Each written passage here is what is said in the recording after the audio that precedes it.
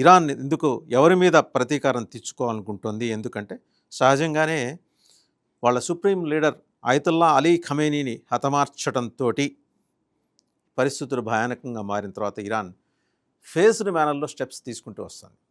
ఒకటి, Islamic revolutionary guards corps IRGC, వాళ్ళ ఆత్మహత్య దళాలు 1,50,000 మంది ఉన్నారు. ఖమేనీని వాళ్ళు దేవుళ్ళలా చూస్తారు. వాళ్ళు ఇరానియన్ ఆర్మీ కన్నా they call the shots there, వాళ్ళు డిక్టేట్ చేస్తారు.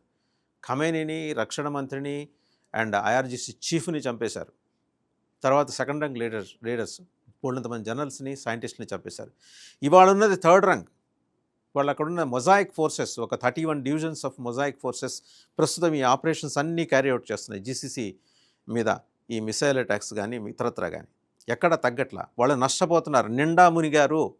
వాళ్ళు కోల్పోవటానికి ఏం లేదు ఇరాన్ దగ్గర. ఇవాళ మిగిలిన ఆయుధాలను మొత్తం ప్రయోగించి చిట్ట చివరి వారియర్ ఆఫ్ ఐఆర్జీసీ కూడా మరి ఈరోజు అక్కడ విధ్వంసం సృష్టించడానికి వాళ్ళు రెడీగా ఉన్నారు. సరే, అమెరికా దానికి ప్రతిగా కర్ద్ రెబల్స్ని తయారు చేసి రంగంలోకి దింపి దీన్ని డైల్యూట్ చేసే ప్రయత్నం చేస్తుంది. సక్సెస్ ఎంతవరకు అవుతారో అనేది తర్వాత విషయం. అమెరికా కూడా కౌంటర్ అటెంప్ట్ చేస్తుంది. ఇక్కడ ఏంటంటే చాలా ఇంటెలిజెంట్ మూవ్ చేసింది ఎవరు? ఇజ్రాయెల్. అమెరికా తనకు అప్పగించిన పని ఏంటి? తన దేశం నుంచి ప్రయోగించాల్సిన క్షిపణులన్నీ ప్రయోగించింది.